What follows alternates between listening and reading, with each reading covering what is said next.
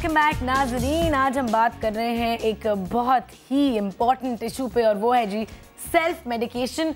और इसकी बहुत सारी डिफरेंट किस्म की इससे कनेक्टेड बातें हैं, वो भी हम कर रहे हैं। ब्रेक में मेरे ख्याल में हमारे ज़्यादा एक्टिव डिस्कशन हो रहे होते हैं बिकॉज बहुत सारी चीज़ों के नाम हम नहीं ले सकते। बहुत सारी मेडिसिन हैं, अगर उनके बारे में बात करनी है उनका नाम लेना ज़रूरी होती है, बट वो हम नहीं ले सकते।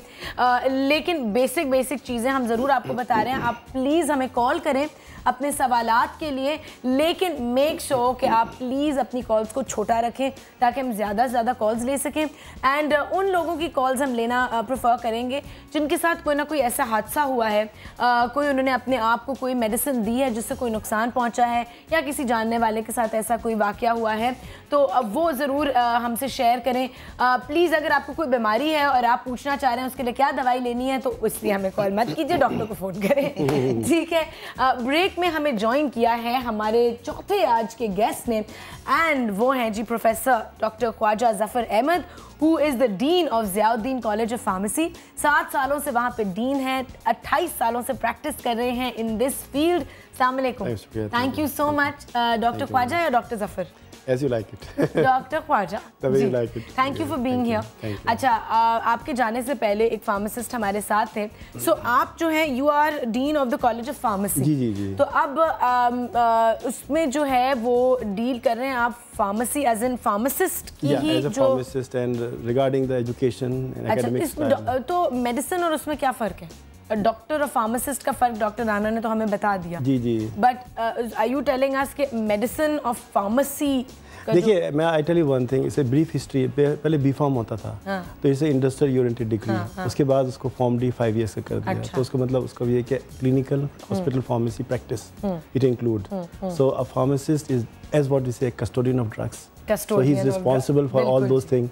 So it means if he is responsible, that he should know the basic theme of the drugs. अच्छा, मुझे ये बताइए डॉक्टर ख्वाजा के फार्मासिस्ट जो है, जैसे कि हमने सुना सजेस्ट करते हैं डॉक्टर को ड्रग्स, तो वो क्या कुछ कंपनीज, सुना ये है कि कुछ कंपनीज जो हैं वो एक्चुअली पैसे दे रही होती हैं फार्मासिस्ट को कि हमारी ड्रग्स आपने बिकवानी है। Is that true? It is true. लेकिन अब अगर मैं I should be very frank with you. I should be very frank with you and honest. The thing is that कि देखिए क्रैकरी तो हर जगह चल रही होती है। तो और नहीं, मैं what I'm trying to explain you. अब अगर एक मेडिकल रिप्रेजेंटेटिव आता है और उसको अपनी दुकान चमकानी है, तो वो तो फिर अपनी वो दवाएं बेचेगा ना, और फिर वो डॉक्टर को कन्विंस करने की कोशिश करेगा, चाहे वो कैसे कन्विंस करे। अब मसला कन्विंस का है, either by rights way or wet way. Okay? जैसे कि doctor for example, I am sorry मैं आपकी बात काट रही हूँ, आप किसी डॉक्टर के पास गए, उन्होंने आपको मेडिसिन लिख के दी और कहा वो मेरे पास है, और वो कहेंगे यहाँ से खरीद लें क्योंकि कंपनी से उनके पास आ रही होंगी कि जी आपने अपने जितने भी पेशेंट्स हैं उनको ये देनी है। तो ये लीगली देखिए, अगर लीगल देखा जाए तो देखिए ये डिपेंड करता है एफिकेसी ऑफ द ड्रग्स पे, कि एक ड्रग की एफिकेसी कितनी है, उसकी काइनेटिक बिहेवियर क्या है। तो I mean you should be honest in your profession, that's what I feel it. चाहे वो मेडिकल रैप हो, चाहे वो डॉक्टर हो। तो if he think that this drug is particularly valuable for the patient for certain diagnosis and for certain disease, okay, ठीक है। लेकिन अगर लोकल कंपनी की या इंटरनेशनल कंपनी की दवा है, it doesn't make any difference. हमारे यहाँ पाकिस्तान में कंपनीज की दवाएं भी बहुत अच्छी हैं क्योंकि उसके इंग्रेडिएंट्स या जो बन रही हैं केमिकल, और I think you agree with me कि no doubt in it. I think that subject we should concentrate on. अच्छा, एक कॉल लेते हैं और उसके बाद doctor Naiza, I am gonna come back to जिस पॉइंट पे हमने रोका था आपकी जो स्टोरी थी। जी, कौन है लाइन पे? जी, अस्सलाम वालेकुम। This is Mrs Asif. Mrs Asif, कैसी हैं? अल्हम्दुलिल्लाह, मैं ठीक हूँ, खैरियत से। And you are doing a really nice program, nice show. Thank you. बहुत ज़बरदस्त टॉपिक आज, seriously I mean something which जिसको सीरियसली बहुत ज़्यादा इस पर बात करने की ज़रूरत है, अवेयरनेस की ज़रूरत है। And I would say one more thing, आजकल फार्मेसी को एज करियर, मतलब यू नो एक बहुत अच्छा स्कोप जिसे कहते हैं लोग, मतलब अब you know they been taking it this way, वरना इससे पहले लोगों को बहुत कम मालूमात थी। बहुत Mrs Asif, I am so sorry, आपका सवाल है तो जल्दी से प्लीज पूछ लें। नहीं, सवाल नहीं है, मैं तो बल्कि सेल्फ मेडिकेशन पे एक अपनी आप बीती, नॉट एग्जैक्टली आप बीती, बट ये मेरी फूफी के साथ हुआ था, तो मैं चाह रही थी कि मैं ज़रूर शेयर करूँ इस किस्म की चीज़ें। हम लोग इस किस्म की चीज़ें बहुत ज़्यादा कर रहे होते हैं। मेरी फूफी को एस्थमा था और उनको मतलब कई बार कई सारे लोगों को इलाज बहुत सारे होम रेमेडीज भी और भी कई सारी चीज़ें आजमा चुके। वंस उन्हें किसी डॉक्टर ने कोई दवाई दी थी which was actually an steroid, तो उनको उससे चूंकि फ़ायदा हुआ, बट एक्चुअली यार you are suppose to you know take it under doctor's consultation और उनके साथ लगा रहना होता है। अब उनको चूंकि फ़ायदा हुआ, व्हाट शी डिड कि उस वक्त बिकॉज वो उस वक्त बहुत हाई डोज देते हैं, फिर आहिस्ता आहिस्ता उसे कम किया जाता है और यू नो उसका एक पैटर्न होता है। अब क्या उन्होंने व्हाट शी डिड, उन्हें सही लगना शुरू हुआ, कुछ अर्से बाद उन्होंने छोड़ दी, फिर हुआ then she started taking it, और वो इस तरह करते करते सालों साल तक वो she is been taking this medicine. और फिर तो जो उनका इतना बुरा हाल हुआ था, you know we were like हमने देखा है she had gone through उनकी पूरी हड्डियों में, और I mean she had gone through really bad, मतलब एक इतना बुरा सिनेरियो था कि हम सब फिर बाद में बहुत अरसे के बाद पता चला जब उन्होंने ये बताया कि मैं ये दवाई ले रही हूँ, और doctors and everyone was like shocked कि ये इतनी हाई डोज मुस्तकिल वो लेती चली आ रही है। Thank you Mrs Asif. नाजरीन, मिसेस आसिफ की एग्जांपल सुने उनकी फुप्पो की कि जी आप अपने आप के साथ प्लीज़ ये जुल्म मत करें, लॉन्ग टर्म इफेक्ट्स का आपको नहीं पता होता किसी भी चीज़ का। अच्छा, स्टीरॉइड्स का मैं ये पूछना चाहूँगी फ्रॉम यू डॉक्टर यूसुफ कि जैसे कि स्किन रैशेस होती हैं और कोई डॉक्टर आपको सजेस्ट कर देता है कि जी फ़लाँ मेडिसिन आप ले लें जिसमें स्टीरॉइड बेस्ड मेरे ख्याल में वो होती हैं, और कभी भी किसी को, जैसे एक कॉलर ने पहले बताया था कि कोई कपड़ा पहन लें तो रैश शुरू हो गई, कोई नायलॉन सिंथेटिक कोई चीज़ पहन लें, अब वो क्या करते हैं लोग कि वही क्रीम लेके ना लगा लेते हैं 2 दिन या एक दफ़ा, ये भी गलत है? डेफिनेटली, अगर आप कुछ अरसे के लिए, जैसे अगर कुछ कम अरसे के लिए एक रैश आपको हुआ, अगर एक रैश जो है वो हो सकता है कि एक मरतबा किसी और बीमारी की वजह से हो, और दूसरा रैश दूसरी मरतबा हुआ, तो वो रैश तो सेम होगा, लेकिन हो सकता है कि it is a hallmark of another disease. ठीक है, तो आपको क्या करना चाहिए? लेकिन जैसे फॉर एग्जांपल मैं एक्चुअली अपनी आंखों देखा हाल ही बता रही हूँ कि वो 1-2 दफा अप्लाई करने में ठीक हो जाती है, ठीक है, दैट्स फाइन, लगा लिया, अच्छा फिर चलो ठीक हो गई। लेकिन अगर रिकरेंस हो रही है बार-बार, तो आपको डेफिनेटली मेडिकल प्रैक्टिशनर से जाके मिलना चाहिए और देखना चाहिए कि क्यों इस वजह से हुआ। कोई एलर्जी थी तो एक मरतबा खत्म हो जानी चाहिए थी, वापस हो रही है बार बार, या कोई इन्फेक्शन ऐसा है जो कि रिकरेंस हो रहा है उसका बार बार, तो आप ये ना करें कि अपने repetition of prescription by own self ना करें। इस तरह इन्होंने किया कि एक हो गया, उसी खुद ही वापस वही सिम्टम्स आए तो यही तो करते हैं सब लोग, वही सिम्टम्स आते हैं। और फ्लू में तो सबसे ज्यादा, फ्लू में तो सबसे ज्यादा यही होता है कि जी वो फलां दवाई वो भी ले रहा है, वो भी ले रहा है, वो भी ले रहा है, एंटीबायोटिक की बात नहीं करी, तो जी फ्लू हुआ तो चले जी मैं ये ले रही थी 4 दिन, कलाम हो रहा है आपका कि एंटीबायोटिक तो ज्यादा खाई जाती हैं असखुद अद्वियात, बट फॉर एग्जांपल बहुत सारे लोग हैं जो एंटीबायोटिक नहीं, I am talking about like pain killers, बुखार उतारने की दवाइयाँ, और अब मैं नाम नहीं ले सकती, जिसके अंदर एंटीहिस्टामीन भी होती है और पेन किलर भी होती है, एक बड़ी फेमस दवाई है। अब वो पूछे बगैर खा रहे होते हैं सब लोग कि जी ये तो बड़ी हार्मलेस सी दवाई है, दिन में 2 आपने 3 दफ़ा खा ली, वो कितना हार्मफुल है, वो कितना हार्मफुल है? जैसे मैंने आपको बताया कि अगर 600 मिलीग्राम दवा चली गई बॉडी के अंदर तो क्या करेगी एस्प्रिन या paracetamol. So you can imagine कि इस तरीके से लोग दवा ले रहे हैं, और जैसे पीनट्स खा रहे होते हैं, खा रहे होते हैं। आप सोचिए किसी को अल्सर है और वो मुसलसल ऐसी चीजें ले रहा है, तो उसका अल्सर डिटीरियोरेट करेगा, अल्सर मतलब हाइपर एसिडिटी हो रही है, यानी बहुत ज्यादा तेजाबियत है, जनन हो रही है, दर्द हो रहा है यहाँ पे पिट ऑफ द स्टमक में, ये इस तरह की चीजें, और रिगर्जिटेशन हो रहा है, रिफ्लक्स हो रहा है। कौन सी ऐसी दवाइयाँ हैं, ये भी नाज़रीन को बताना चाहेंगे, कोई ऐसी बेसिक मेडिसिन हैं जिनको हम डॉक्टर से पूछे बगैर ले सकते हैं? देखिए ऐसी तो कोई, I think everybody will agree with me कि कोई ऐसी दवा नहीं है कि विदाउट सॉल्यूशंस के। देखिए उसमें भी देखिए जैसा भी डॉक्टर साहब ने बताया कि अगर एलर्जी हो गई तो एलर्जी भी किस्में होती हैं, तो this is not the way. जैसे माइग्रेन अटैक हुआ सर का दर्द, मेरे सर में दर्द हो रहा है तो मैंने पैरासिटामोल खा ली, तो अब वो किस किस्म का सर का दर्द है ये मुझे नहीं पता, बस मैं खा रहा हूँ।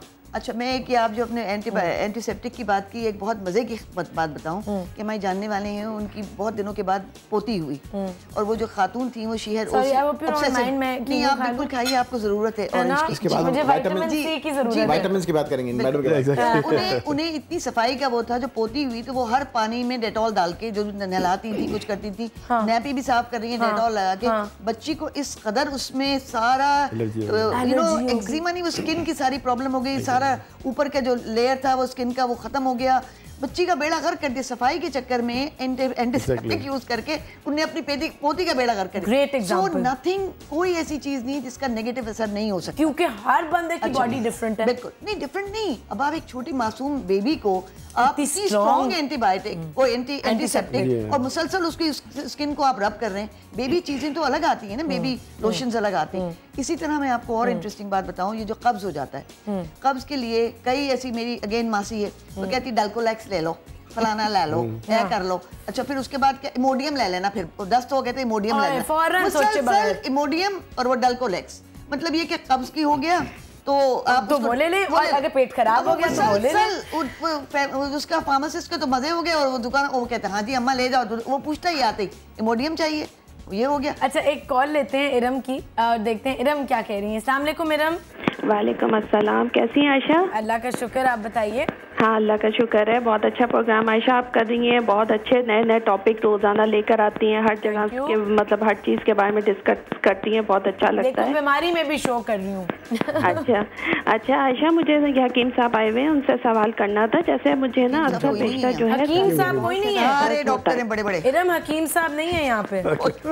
ये खतरा जान साहब जो है डॉक्टर जी। हेलो जी, हकीम साहब नहीं है, आप डॉक्टर यूसुफ की बात कर रही हैं? जी सर्जन है उनकी। तो इनसे मुझे बात करनी, जैसे मेरे सर में बहुत शदीद जो दर्द होता है अक्सर बेशतर, तो मैं तो एंटीबायोटिक्स ही लेती हूँ, तो उसमें यह कि जैसे तेज धूप में गर्मी में मैं नहीं जा सकती, तो मतलब इनसे ऐसा मुझे बताइए कुछ कि मैं कोई ऐसी कोई चीज़ यूज़ करूँ या कोई ऐसा मुझे नुस्खा बताइए कि मैं मेडिसिन जो है एंटीबायोटिक को ना यूज। ये बेहतरीन एग्जाम्पल है। अच्छा एक सेकंड, इरम हेलो इरम, कोई हेलो हेलो हेलो जी इरम, आपको किसने एंटीबायोटिक लेने को कहा है? डॉक्टर ने? डॉक्टर ने अच्छा जी। बार बार लेने को कहा है? नहीं, मतलब उन्होंने कहा है जब आपको शदीद पेन हो तब वो कंटिन्यू जो है वो पहले ले रही थी, मगर बीच में मैं ठीक हो गई तो मैंने छोड़ दिया। अब उन्होंने कहा है जब आपको पेन हो तो आप तब उसको यूज। नहीं इरम, एंटीबायोटिक पेन के लिए तो होती नहीं है, आप कोई और दवाई पेन किलर की बात कर रही हो? नहीं मैं मतलब ये पेन किलर है वो भी तो जाहिर बात है हाई डोज होती है। नहीं, एंटीबायोटिक और पेन किलर में बहुत फर्क है इरम, ठीक है। Thank you so much. अच्छा एक तो बहुत सारे व्यूअर्स हैं जिनको एंटीबायोटिक का मतलब भी नहीं पता होगा, प्लीज डॉक्टर ख्वाजा देखिए शरअ तालीम, मैं अभी पहले भी कह चुका हूँ, बहुत बड़ा असर है शरअ तालीम हमारे मुल्क में, जिस तरीके से जिस लोग समझते हैं, इवन आप प्रिस्क्राइब, हम भी यहाँ पे आपको एजुकेट करने बैठे हैं। हाँ। तो ये बहुत बड़ी चीज़ है शरअ तालीम जो है हमारी। अच्छा एंटीबायोटिक जरा प्लीज नाज़रीन को बताएं क्या होती है? देखिए एंटीबायोटिक बेसिकली जो वो खुद दवाएं हैं जो निकलती हैं, बनाई जाती हैं उन जरासीम से जो ऑलरेडी आपकी बॉडी के अंदर असर कर रहे होते हैं। ठीक है।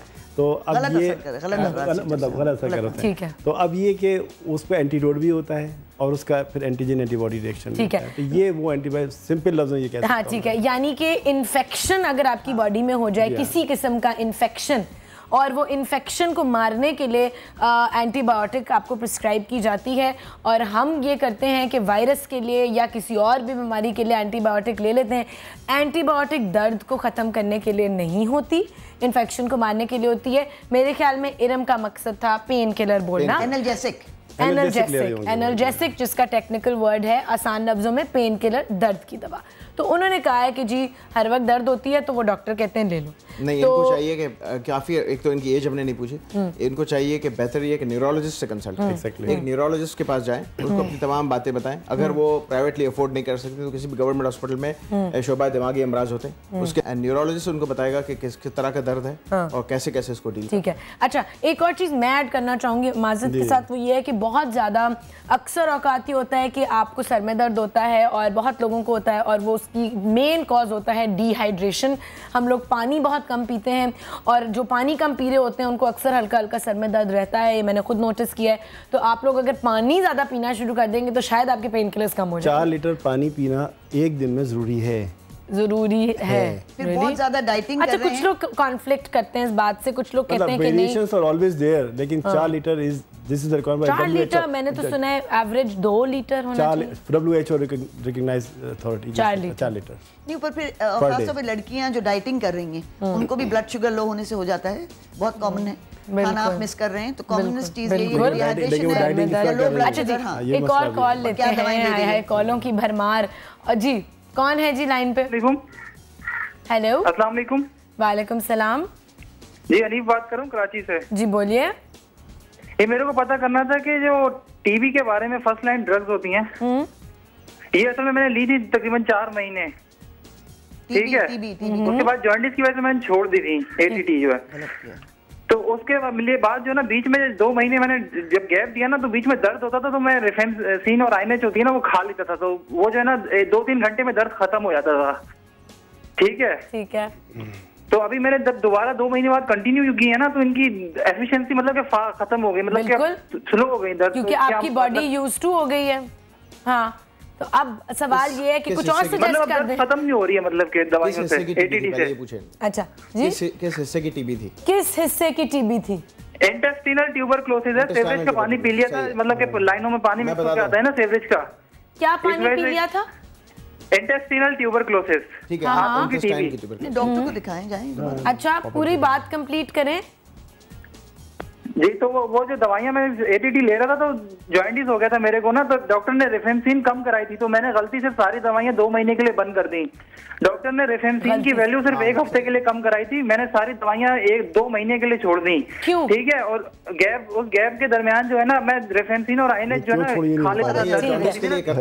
ठीक है, ठीक है। नाम क्या था? आसिफ। जॉन्डिस के लिए किया जाता है ट्यूबरक्लोसिस के अंदर के कुछ 4 लाइन ऑफ ड्रग हम चला रहे होते हैं, तो कुछ जॉन्डिस के लिए किया जाता है, टीबी के अंदर क्या मतलब? टीबी की दवाइयों का साइड इफेक्ट है कि जॉन्डिस कर सकता है, ठीक है। उसमें कुछ 4 में से कोई 1 या 2 दवाइयां ऐसी हैं जो करती हैं। तो डॉक्टर क्या करता है कि उसमें से एक दवा को कुछ अरसे के लिए बंद करता है, लिवर को कुछ देर के लिए रेस्ट देना होता है, एंड देन स्लो डोज से और फिर प्रॉपर डोज में लाके उसको शुरू कर दिया जाता है। इन्होंने सारी दवाएं क्या किया कि सारी चीजें बंद कर दी। अब फिर से इनको जिस डॉक्टर ने लिखी उनके पास जाएं, उनके वो पूरे अलामात उनका मुआयना करें और देखें कि क्या स्टेज पे उनकी अभी ट्यूबरक्लोसिस है, और उसके बाद वो फाइनली शुरू करें। ठीक है, ठीक है। इसमें एक वेट पॉइंट कर दूं विद योर रेफरेंस के यू आर राइट, लेकिन प्रॉब्लम ये कि दवा क्योंकि केमिकल एंटाइटी है, तो केमिकल की अपना ही रिएक्शंस होते हैं जो आम लोग नहीं समझ पाते, जिसे कहते हैं अस खुद अद्वियात को ले लेना, और वो जब केमिकल साइड इफेक्ट्स पैदा करना शुरू करते हैं, तो फिर वो आउटवर्ड रिएक्शंस में आने लगते हैं। अच्छा, प्लस ये भी बताइए डॉक्टर ख्वाजा कि एक दफ़ा अगर डॉक्टर ने प्रिस्क्राइब कर दिया आपको एक पूरा एक टाइम पीरियड के लिए कोर्स, तो अब उसको पूरा करना कितना जरूरी जो हम नहीं कर पाते। नहीं, आपके सिम्टम्स बेहतर हुए थोड़े से, आपने कहा चलो दवा रोक दो, क्यों ज्यादा दवाइयां लें? 70% मरीज मेरे ख्याल से 60% यही करते हैं कि जब हालात सही हुए तो रोक दी दवाई। अब उससे डैमेज ज्यादा हो रहा होता है, क्रॉनिसिटी हो जाती है, रिलैप्स बार-बार होता है, बार-बार होता है। आप साइकियाट्री की दवाओं को लेने में बहुत ज्यादा इसलिए कहना चाहिए क्योंकि सबसे ज्यादा जो अब्यूज है वो साइकियाट्रिक ड्रग्स का है। एक तो बेंजोडाइजेपिन, जी हाँ, anti depressants, benzodiazepine, even major psychotics भी यूज करते हैं, अब्यूज होती है। मैं एक जो चीज़ खास तौर पे कहना चाहूँगी कि वो ये कि लोग, एक तो पहली बात ज़ाहिर बात है पैसे का मसला है, पर जैसे डॉक्टर साहब ने कहा काफ़ी गवर्नमेंट हॉस्पिटल्स भी हैं, वहाँ भी आप जा सकते हैं। पर कोई भी डॉक्टर जब आपको दवा देता है उससे ज़रूर पूछें कि डॉक्टर साहब कब तक लेनी है, मुझे दोबारा कब आना है, और इसमें क्या क्या चीज़ों का मुझे वो ख्याल रखना चाहिए। यानी अब जैसे बताया आपको कि हर चीज़ के साथ दूध नहीं पिए, इसी तरह कई ऐसी हमारी दवाएं हैं जिसके साथ ग्रेप फ्रूट नहीं आप ले सकते, यानी ये चकोतरा, ठीक है, और कई और ऐसी चीज़ें हैं जो आप नहीं ले सकते, और चीज़ है जैसे हमारी कई दवाएं हैं उसमें आप चीज़ नहीं ले सकते। तो ये सारे चीज़ें हम बताते हैं मरीजों को। तो अगर किसी को डिप्रेशन है, उसकी बहन को भी डिप्रेशन हुआ, उसने कहा लो तुम भी खा लो कि तुम्हें भी है, ये गलत है, नंबर 1। नंबर 2, जब आप ठीक हो जाएं तो हम हर वक्त मरीज को बताते हैं जैसे कि सिंपल डिप्रेशन है या फोबियाज हैं कि ये आपको सर्टेन पीरियड लॉन्ग टर्म लेना होगा, फॉलोअप के लिए आना पड़ेगा। एक मतलब आप मेंटेनेंस पे चले जाएं तो भी हम ऑब्जर्व करते हैं और फिर बंद करते हैं, वरना 70% खुद बंद नहीं करना कभी भी कोई चीज, और 70% पेशेंट रिलैप्स कर जाते हैं, उससे क्रॉनिसिटी बढ़ जाती है। जी, अच्छा, इस पॉइंट पे ब्रेक लेनी जरूरी है। ब्रेक पे जाते हैं, वापस आएंगे ब्रेक से। एक सवाल है, उसका जवाब देना है, जितने ज्यादा सही जवाब होंगे आपको एक लॉन का जोड़ा मिलेगा इत्तेहाद की तरफ से। ब्रेक लीजिए, ये वक्त है मेरा।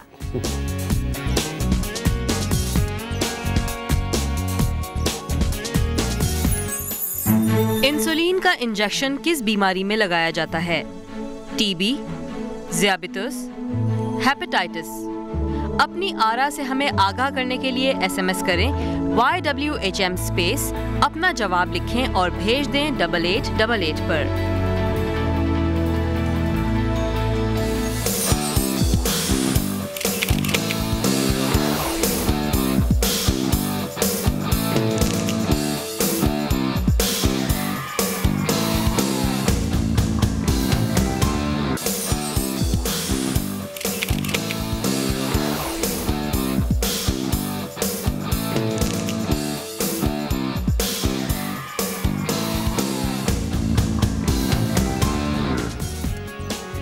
वेलकम बैक नाज़रीन। ये वक्त है मेरा, और लग रहा है मेरा ही वक्त है क्योंकि मैं अपनी सारी प्रॉब्लम्स डिस्कस कर रही हूँ डॉक्टर से। बड़ा मज़ा आ रहा है। एंड अभी फिर से नींद की प्रॉब्लम्स डिस्कस हो रही थी।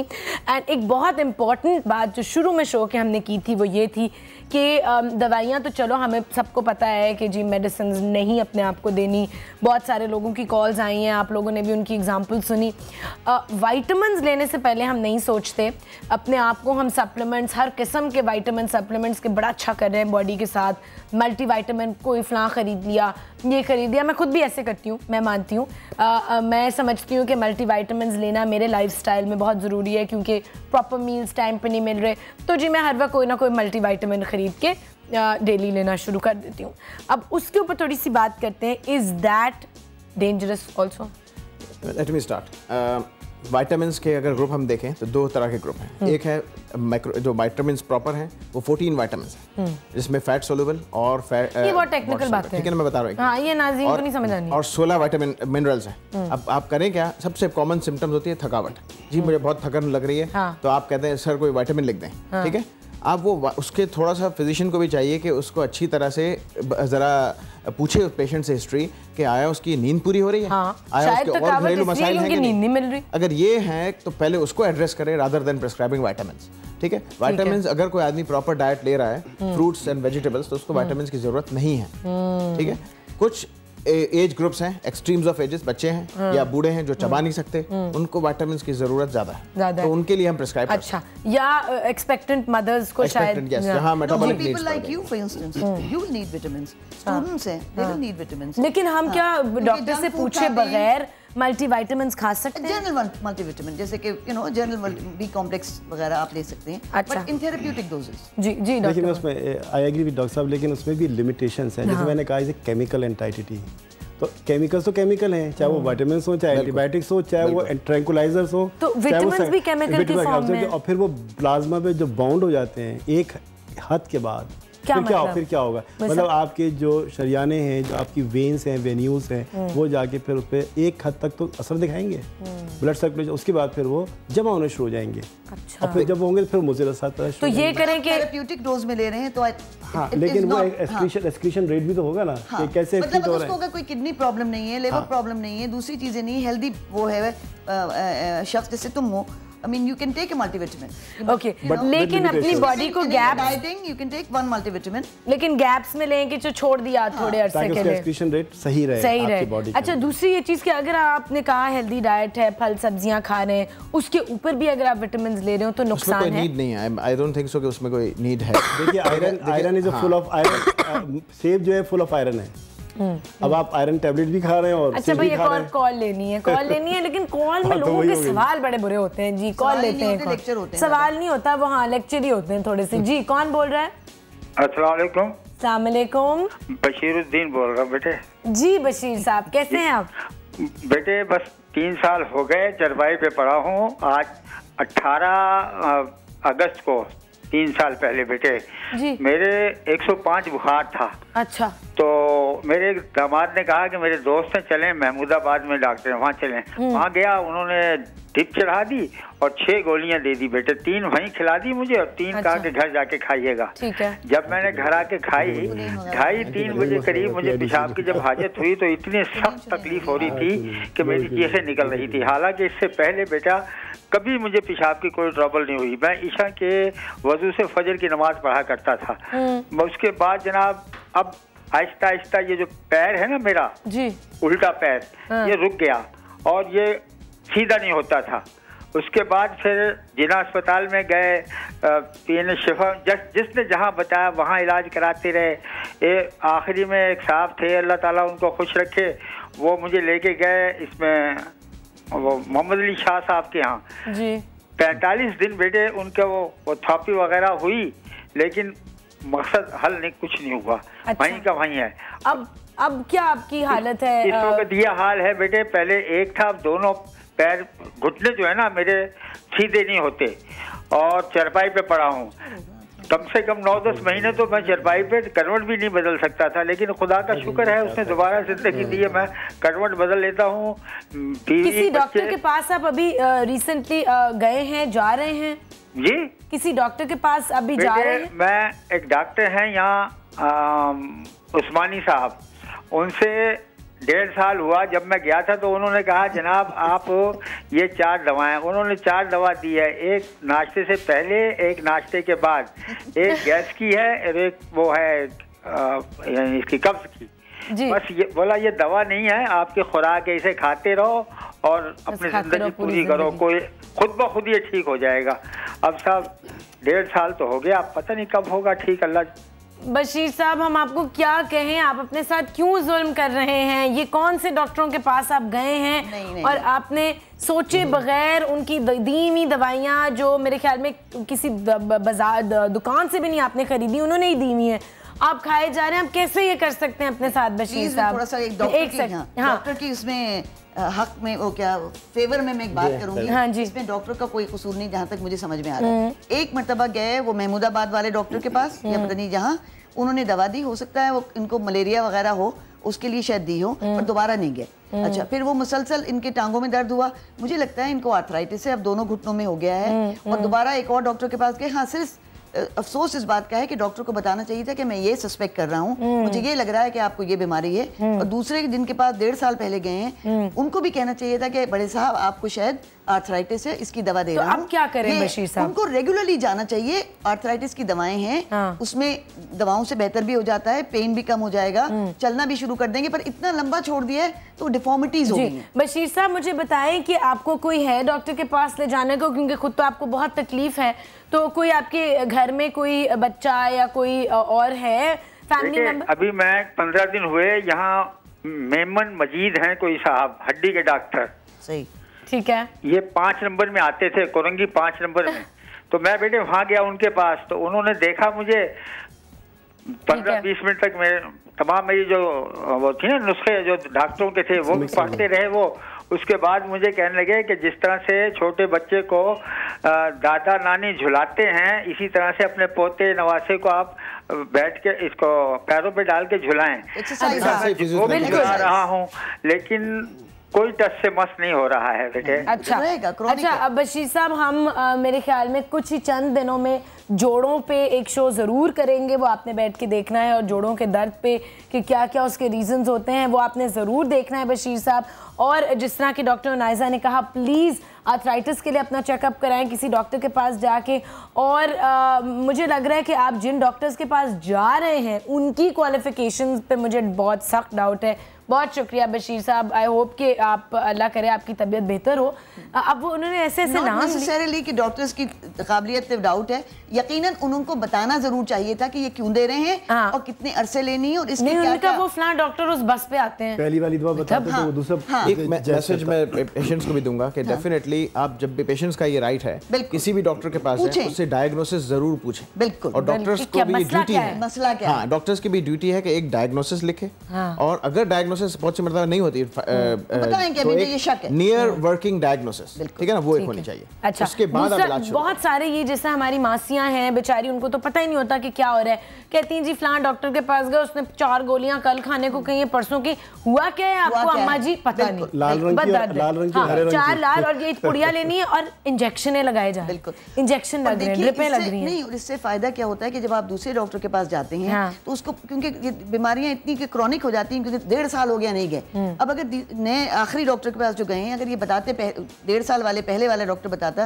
कि मुझे आर्थराइटिस है, और फिर अभी वाले डॉक्टर के पास आते, वो कहते हैं हाँ बड़े साहब आपको आर्थराइटिस था, आपने उसको फॉलो अप नहीं किया, आपने फिजियोथेरेपी नहीं कराई, इसलिए हुआ, तो उसमें वो दूसरे डॉक्टर को भी उससे मदद मिलती और जल्द से जल्द उसकी सारी और करती। दूसरे डॉक्टर्स की भी गलती है, पर इनकी सबसे बड़ी गलती है कि ये गए नहीं। तो अब बिल्कुल नाजरीन, करना ये है कि डॉक्टर से आपने डायग्नोसिस लेना है और वो सारी रिकॉर्ड संभाल के रखने, ताकि अगली दफा आप जिस डॉक्टर के पास जाएं आप दिखा सकें कि मेरे साथ ये हुआ हुआ है और मैं ये दवाइयाँ ले रहा था या ले रही थी। अभी हमें ब्रेक पे जाना है और ब्रेक से वापस आएंगे, उसके बाद आपको थोड़ा सा अपनी लाइट्स कैमरा एक्शन कैंपेन के बारे में भी एक रिफ्रेश देंगे। तो ब्रेक लीजिए, ये वक्त है मेरा।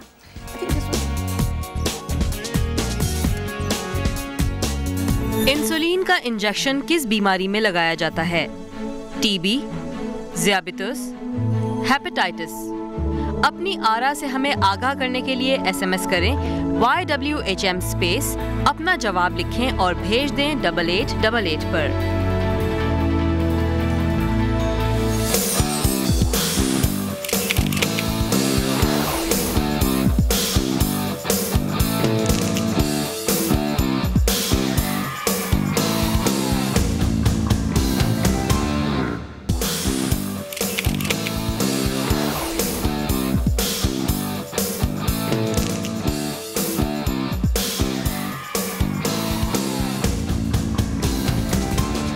अच्छा जी नाजरीन, टॉपिक के बारे में तो हमारी बात हो रही है सेल्फ मेडिकेशन की, लेकिन एक दफ़ा आपको बताते चले हमारी जो कैंपेन चल रही है लाइट्स कैमरा एक्शन, उसके बारे में। उसके प्रोमोज आप देखते रहते हैं अक्सर हमारे चैनल पे। अब है क्या जी लाइट्स कैमरा एक्शन? ये है एक एक्टिंग चैलेंज, एक एक्टिंग कंपटीशन आप लोगों के लिए। आप अपनी एंट्रीज हमें भेजें ईमेल के थ्रू। ईमेल एड्रेस जी स्क्रीन पे चला दें, आ गया होगा ईमेल एड्रेस। अच्छा, अभी तो पोस्टल एड्रेस आ रहा है हमारा, वो नोट कर लें। इस पे आपने अपनी एंट्रीज अगर DVD के थ्रू भेजनी है या आप आके रिकॉर्ड करा सकते हैं। कोई भी आपकी कोई एक्टिंग की एक क्लिप आप अपने फ़ोन के ज़रिए रिकॉर्ड कर सकते हैं, किसी और कैमरे के ज़रिए रिकॉर्ड कर सकते हैं। ये क्लिप्स हम कलेक्ट कर रहे हैं 6 अप्रैल तक, यानी इस हफ्ते के एंड तक हम ये क्लिप्स कलेक्ट कर रहे हैं। और जब सारी एंट्रीज आ जाएंगी उनमें से हम सेलेक्ट करेंगे 4 फाइनलिस्ट। 4 फाइनलिस्ट तो नहीं, सेमीफाइनलिस्ट कह लें। और वो 4 हफ्तों में एक राउंड होगा, नहीं एंड में 4, क्या मैं कह रही हूँ। सारी आपकी एंट्रीज जो ऑडिशंस आएंगी उनको लेके हर हफ्ते हम एक एक्टिंग कंपटीशन का राउंड किया करेंगे और उसमें से एक बंदा सेलेक्ट होगा जो फाइनल्स में जाएगा। 4 हफ्तों में हम ये करके 4 फाइनलिस्ट को लेके एक फाइनल करेंगे और जो विनर होगा उसको या तो एक बहुत ही अच्छा कैश प्राइज मिलेगा या फिर हम मौका देंगे उसको किसी बड़ी प्रोडक्शन में काम करने का, सीनियर एक्टर्स के साथ, और किसी बहुत अच्छे प्ले में काम करने का मौका मिलेगा। तो अगर आप समझते हैं कि आप एक एक्टर हैं या आप एक्टिंग करना चाहते हैं, एक्टर बनना चाहते हैं, इससे बेहतर अपॉर्चुनिटी आई थिंक आपको नहीं मिल सकती। तो प्लीज़ हमारे फेसबुक पेज पे जाइए, उस पर भी सारी डिटेल्स मौजूद हैं। फेसबुक पेज पे भी आप अपलोड कर सकते हैं वीडियो, ईमेल भी कर सकते हैं। जिस तरीके से आप हमें कांटेक्ट करना चाहते हैं आप करें and we will help you. अच्छा जी, टॉपिक की तरफ वापस आते हैं। स्लीपिंग पिल्स की हम बात कर रहे थे कि जी स्लीपिंग पिल्स कितनी डेंजरस होती हैं अगर विदाउट डॉक्टर्स प्रिस्क्रिप्शन हम लें। तो बहुत सारे लोग हैं जो समझते हैं कि मसल रिलैक्सेंट से कोई नुकसान नहीं हो रहा होता। उसके बारे में बताइए कि अगर कभी कभार एक मसल रिलैक्सेंट ले लिया, इज़ दैट रॉन्ग या ले सकते हैं नाज़रीन? देखिए, सिंपल मसल रिलैक्सेंट से तो इतना नहीं होता। वो जो आप बेंजोडाइज़ेपिन्स की बात करें, एक ग्रुप ऑफ ड्रग्स है और आई थिंक इसमें एक नाम तो लेना पड़ेगा ताकि समझ में नहीं आएगी। वैलियम तरह की चीज़ें। अच्छा। और इसकी तरह की बहुत सारी, बल्कि ले लेना चाहिए, सबको पता है। लेक्सोटेनल, ज़ैनेक्स, इस तरह की चीज़ें जो हैं ये मसल रिलैक्सेंट भी होती हैं, पर एक्चुअल मसल रिलैक्सेंट जो हैं वो, ये भी क्लियर कर दूँ, एनेस्थीसिया में दिए जाते हैं और वो लोकल उसमें नहीं मिलते, ठीक है ना। अच्छा। और ये जो है ये बेसिकली एंजाइटी डिसऑर्डर्स, यानी परेशानी में, डिप्रेशन में, टेंशन में, स्ट्रेस में, नींद नहीं आने में ले जाते हैं। अच्छा, इसका जो एक सबसे बड़ा नुकसान ये है कि जब आप मुसलसल लेते रहेंगे तो उसका असर कम होता जाएगा क्योंकि आपको उसकी हैबिचुएशन हो जाती है। मुसलसल की तो बात नहीं कर रही। कभी कभार लोग होते हैं कि जी बड़ा ही बुरा हाल है, मैं 6 महीने में एक दफ़ा ले ली। वो सच नहीं है, उसूलन कहना तो नहीं चाहिए पर उसमें इतना नहीं है। क्यों कभी कभार फिर आदत पड़ जाती है और फिर वो जब परेशानी है, कोई खुदा न खास्ता कोई स्ट्रेस आ गई है, कोई डेथ हो गई है, कुछ उसमें मुसलसल लेंगे फिर उससे उसकी डोज बढ़ती जाएगी, एडिक्शन हो जाएगी। जो बात डॉक्टर साहब आदत की कर रहे हैं, तो आदत क्या है? आदत ये कि आपके रिसेप्टर्स इतने सैचुरेट हो चुके हैं उस दवा के लिए कि आप उसके बगैर रह नहीं सकते। बिल्कुल। जैसे अब तंबाकू नोशी है, आहिस्ता आहिस्ता वो बढ़ती जाती है। क्या है ये भी आप चले छोड़े सब कुछ। हमारे मुआशरे को देखें, बाहर निकले आप, लोग गुटखा खा रहे हैं, शीशा पी रहे हैं, बताइए क्या है? क्योंकि जब एक चीज से आपको प्लेजर मिलता है, मेरे ख्याल में सुकून मिलता है, तो फिर आप कहते हैं एक और दफा एक और दफा ले लेते हैं। नहीं, और मैं एक बहुत अच्छा कॉल लेनी जरूरी है डॉक्टर नाइजा जी। कौन है लाइन पे? अस्सलामुअलैकुम जी। बिल्कुल, मैं यही बात करना चाहूंगी जो सब्जेक्ट अभी आप बात कर रहे हैं, ट्रैंक्विलाइजर्स का और स्लीपिंग पिल्स का। हमारी बड़ी एजुकेटेड क्लास में अब ये इतना कॉमन है, बहुत कॉमन। और छोटे छोटे बच्चे इतने डिप्रेस्ड हैं कि वो ये इतनी इजीली लेने लगे और एक दूसरे को रिफर करते हैं। और मेडिकल स्टोर्स पे इतना इजीली अवेलेबल है बिल्कुल कि पेरेंट लाख गार्ड करता रहे, उन्हें पता नहीं चलेगा। बिल्कुल सही करता है, ये मिल जाता है। मैं इस पे बहुत अरसे से चाहती थी कि कोई प्रोग्राम हो, और ये हम एजुकेटेड लोगों का, गरीब या जिनको आप कहते हैं कि पढ़े लिखे नहीं है, उनका तो ये प्रॉब्लम होगा, लेकिन हमारी बड़ी सोफिस्टिकेटेड क्लास में भी ये बहुत कॉमन है, क्योंकि बच्चे डिप्रेस्ड हैं, वो ये चीजें अवेलेबल होने पे बहुत इजीली ले लेते हैं। प्लीज कुछ ऐसा किया जाए कि ये इतनी आसानी से ना अवेलेबल, कोई लॉ पास किया जाए, कोई लॉ है ना। अच्छा, आपका नाम क्या है? मेरा नाम सुगरा है, और ये आप बगैर प्रिस्क्रिप्शन के ये बाजारों से मिलते हैं। और सबसे इम्पोर्टेंट बात आयशा, जो मैं आपको रिसेंटली हुआ वो बताना चाह रही हूँ। जी बताइए। हम मेरे अपने मोबाइल पे एक ड्रग स्टोर का, यानी एक मेडिकल स्टोर का नाम और नंबर आया, ये जो रैंडमली आते हैं, बिल्कुल यहाँ अवेलेबल है हर तरह की दवाई, आप घर बैठ के आप ये मंगवा लें। आप ये सोचिए कि ये कितनी एक अच्छी बात भी मगर खतरनाक, कितनी खतरनाक। घर से फोन किया आपने, वो एक पत्ता उसका भेज देना, वो घर पे आ गया। अच्छा, thank you so much for your call. के ऊपर एक second, thank you so much. आपने बहुत अच्छी बात पॉइंट आउट कराई, और बिल्कुल एजुकेटेड, बहुत एक अलमिया है बहुत बड़ा कि जी जो बेचारे लोग अनअवेयर हैं, जिनको नहीं आगाही, वो तो चलो इस तरह की चीज़ों में मुब्तला हैं, उनको नहीं पता कि कितना नुकसान हो रहा है, लेकिन जिनको पता भी है वो भी ये सब कुछ कर रहे हैं, which is very very sad. जी देखिए, ये ख़ास तौर पे इन चीज़ों से, ये जो ड्रग ऑफ अब्यूज़ हैं, इनसे बहुत ज़्यादा डिप्रेशन और एंग्जाइटी के मरीज हैं जो यूज करते हैं। क्यों यूज करते हैं? सुकून नहीं मिल रहा, नींद नहीं आ रही, ये सब अलामतें हैं डिप्रेशन और एंग्जाइटी डिसऑर्डर्स की, फोबियाज के। सोशल फोबिया यानी पब्लिक में बैठ के बात करना, कुछ ऐसी चीजें, एग्जामिनेशन फोबिया, पढ़ाई करनी है बच्चों ने, तो जी एक ड्रग है जो अटेंशन के लिए, फोकस के लिए मिलता है बड़ी इजीली। अब मैं नाम नहीं ले सकती, पर उससे क्या हो रहा है, वही मैंने से आपसे कहा ना, अगर आप इनडिस्क्रिमिनेटली यूज करेंगे तो जिनमें पोटेंशियल है स्किज़ोफ्रेनिया का, खासतौर पे जैसे आप स्टिमुलेंट्स की बात कर रहे हैं, एम्फेटामीन्स हैं, और एक सर्टेन एंटी डिप्रेसेंट है जो कि आम तौर पे आजकल बच्चे यूज कर रहे हैं, उससे कितनी साइकोटिक एपिसोड्स भी हैं, यानी कंप्लीटली जिसे कहना दीवानगी शुरू हो गई है, और वो फिर ज़ाहिर बड़ी बीमारी हो गई है। अच्छा, अगर डिप्रेशन और एंग्जाइटी में आप यूज़ करेंगे और थोड़ी मिकदार में यूज़ करेंगे, जो कि थेरेप्यूटिक डोज है, यानी आप अगर किसी को मलेरिया है या सर में दर्द है तो 2 एस्प्रिन लेनी है, पर आप क्वार्टर एस्प्रिन ले रहे हैं, उससे फ़ायदा तो कोई नहीं होगा। तो उससे क्या होता है, एक तो एडिक्शन हो जाता है, बीमारी ठीक नहीं होती, और क्रॉनिसिटी की तरफ चले जाते हैं। तो इसलिए अच्छा, और फिर इन मरीजों को जब हम कहें कि आप एंटी डिप्रेसेंट पे जाएं तो वो शोर मचाते हैं, लोग हम तो लेग्जो पे थे, आपने एंटी डिप्रेसेंट पे, हम हुक हो जाएंगे। अरे भाई, तुम्हें नहीं मालूम, तुम्हारे तो एडिक्शन उससे हो गया है जी। ये दवाई, ये तो बीमारी को ठीक करेगा। डॉक्टर साहब, आप कुछ कहना लॉ के लिए मैं कह रहा था कि लॉ है मौजूद, तमाम फार्मेसीज में एक लॉ है, लेकिन वो लॉ फॉलो नहीं हो सकता, क्योंकि कोई लॉ फॉलो नहीं होता। तो ये लॉ के ऊपर कह रही थी वो, ये क्योंकि ड्रग इंस्पेक्टर जो है वो जाता है, वो चेक कर भी रहा है, ये नहीं कर रहा, पैसे दे दिए, नहीं पता जो सिचुएशन है। अच्छा, फिर आप लोगों का काम कितना मुश्किल होगा इसमें। दवाओं की बात हो रही है, आप बताइए, हमारी जो एलीट क्लास है वो क्या कर रही है? शीशा पी रही है? Is it allowed? Is it allowed? Sorry, it's prohibited शीशा। अब छोड़े, दवाएं छोड़े, दवा वो भी दवाई है। शीशा छोड़े आप, cigarette sales all over the world are prohibited under 18 की एज से नीचे। शीशा के कहवे खाने खुले हुए हैं, बाकायदा स्टूडेंट्स जाके पीते हैं, सब पी रहे हैं। और वो शीशा है, हेरोइन है, it could be hash, it could be anything. अच्छा, इस पे भी हम एक शो कर चुके हैं, इस पे हम बात नहीं कर सकते क्योंकि बड़ी डिटेल में हमने बात की है, टॉपिक पे ही रहते हैं। एक और मेरे जहन में बड़ी इंपॉर्टेंट चीज़ थी जो डिस्कस करनी थी, अब वो चली गई है। खैर, कंक्लूजन हमारी क्या निकली है आज की? कंक्लूजन ये है बेसिकली, आई थिंक कि सेल्फ मेडिकेशन खतरनाक तो क्या जानलेवा भी हो सकती है बहुत केसेस में। इतने सारे मेरे अपनी पर्सनल केसेस थे फ्रेंड्स के, जानने वालों के, जो मैं शेयर नहीं कर सकी। एक मेरी टीचर थी जिनको एक सिंपल पेन किलर दिया गया था, उनकी पूरी बॉडी जल गई थी, 6 महीने तक उनकी पूरी स्किन ब्लैक हो गई थी और रिएक्शन हो गया था ऑब्वियसली। और इस तरह के बहुत सारे केसेस लोगों की जाने जा चुकी हैं।